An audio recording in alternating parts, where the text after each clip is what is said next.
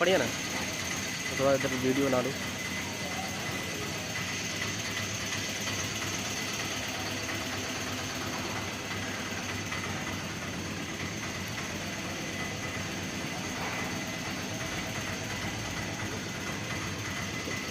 तो गुम्बद आता है क्या?